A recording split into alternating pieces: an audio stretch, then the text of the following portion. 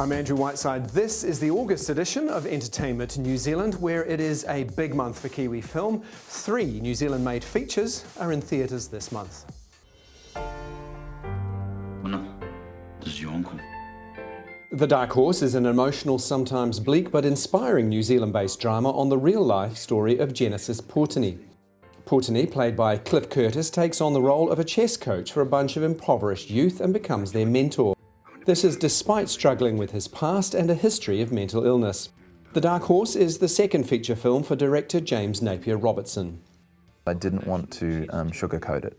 I really didn't want it to end up like some sort of Disney film, you know, like a Mighty Ducks kind of thing. Whereas the kind of film that I wanted to make, the words I kept hearing over and over again were, you could stuff this up. You know, you're trying to aim a little too high. And I think Cliff himself said as well when he first read the script, it was very ambitious. I wouldn't have wanted to make the film if it wasn't, you know, it wasn't trying to aim for something like that. I just want to give him a chance to say something at the end. Dave! Dave! Oh! The Z-Nail Gang is an independently made New Zealand drama comedy that was filmed in the Bay of Plenty. It's based on the true David versus Goliath story of a small coastal town who took a stand against a global corporation trying to mine for gold in their neighbourhood. I can smell it a mile away. People in this community want this work. We don't want to see it jeopardised. And The Last Saint is a Kiwi film by Renee Naufahu, which opens at the end of August and tells the story of a teenage Polynesian boy trying to care for his drug-dependent mother. In the process, he gets involved in the criminal underworld. By all accounts, it's a realistic and gripping film. The boy's looking for work. I got no money left, Mum. The boy doesn't need your work. Also in theatres this month, Venus in Fur is Roman Polanski's drama about an actress who engages in a power struggle with a director as she attempts to convince him she's perfect for the role in his upcoming production. The film was nominated for the Palme d'Or at Cannes 2013. Helen Mirren stars in The 100-Foot Journey, a story about the rivalry between an Indian restaurant that's 100 feet away from a 3 Michelin star bistro in the south of France.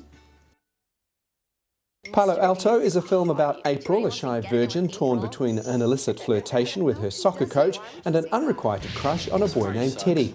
It's based on the book of short stories by actor James Franco, who stars in the film. Comedy veteran Rob Reiner directs Diane Keaton and Michael Douglas in And So It Goes, a late-life rom-com about a well-hated, self-centered realtor who suddenly finds himself in charge of a granddaughter he never knew he had. Scarlett Johansson stars in Lucy, a sci-fi thriller which follows an innocent young woman forced into becoming a drug mule. But when the bag of drugs leaks inside her, the concoction gifts her superhuman abilities.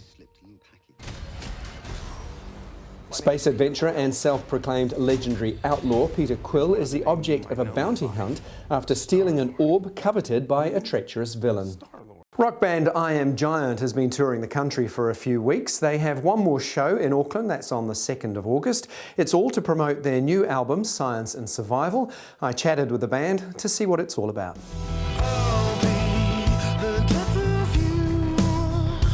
Science and Survival is the follow-up to their album The Horrifying Truth. The band says it represents an evolution in their sound.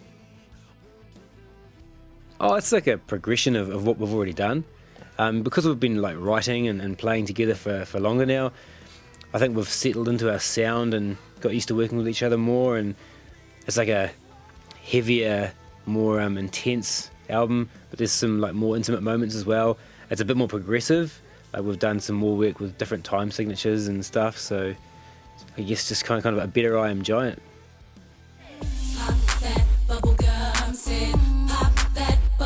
And staying with music, don't forget to check out the new video by LOVE. It's called Bubblegum and it's available to download off iTunes. And we throw the spotlight on Mice on Stilts. If you haven't heard of this Kiwi band, you need to. The EP Amos Ocean is available on iTunes. Their music is sublime and they are currently working on a new album, hopefully launching early 2015. Turning to theatre now, and funny man Mark Hadlow is in a play called MAMIL. It's a comedy and it stands for Middle-Aged Men in Lycra. MAMIL concerns a middle-aged property developer whose life comes apart after the global financial meltdown in 2008. It's a one-man show and it gives Hadlow the chance to really test his acting skills while making you laugh. It will challenge you at the same time. It's another show that has got some really interesting thought processes in it about where we are as males and where females observers. And I think it answers a lot of questions and also gives out some interesting observations on the quirks of males and business and health issues. Now, Mark Hadlow is amazing in that production. It's very, very funny and it runs till mid-August, but it will turn up in Wellington in September. Another show you ought to see is The Good Soul of Szechuan. That's by Auckland Theatre Company and it stars Robyn Malcolm. My shop, full of hope. It's not even open yet and already it's chaos. This little lifeboat is being sucked down. The play is about Shen-Ti, a young prostitute trying to live a moral life as taught to her by the gods. Used and abused by the local townspeople, Shen-Ti creates a male alter ego to protect herself.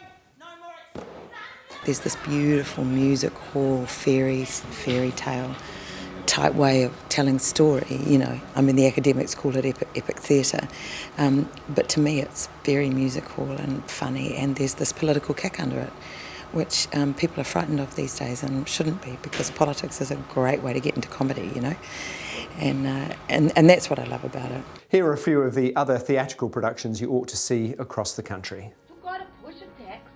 Circuit Theatre in Wellington presents A View from the Bridge, Arthur Miller's classic tale about Italian-American dock worker Eddie Carboni, who lives in New York with his wife and orphan niece.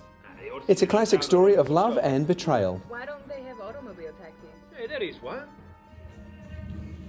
Okareka Dance Company's Mana Wahine continues its nationwide tour this month, visiting Hamilton, Waipawa and Wellington. This is a stunning production telling the story of two women who saved their tribes, and it shouldn't be missed.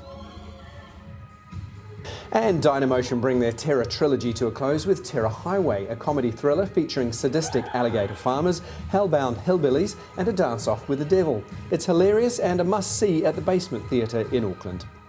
Now, of course, an awful lot of live productions are happening across the country. Here are a few of the must-sees. Don't forget that Cirque du Soleil's new show Totem opens August 22nd. It's a fantastic journey into the evolution of mankind. And Disney on Ice Treasure Trove tours the country, bringing all those much-loved Disney characters to life. Well, that's the August edition of Entertainment New Zealand. Thank you for watching. The September update will be coming in just a few weeks. In the meantime, go to entertainmentnewzealand.com for all the latest developments in the industry in New Zealand. I'll see you again very soon.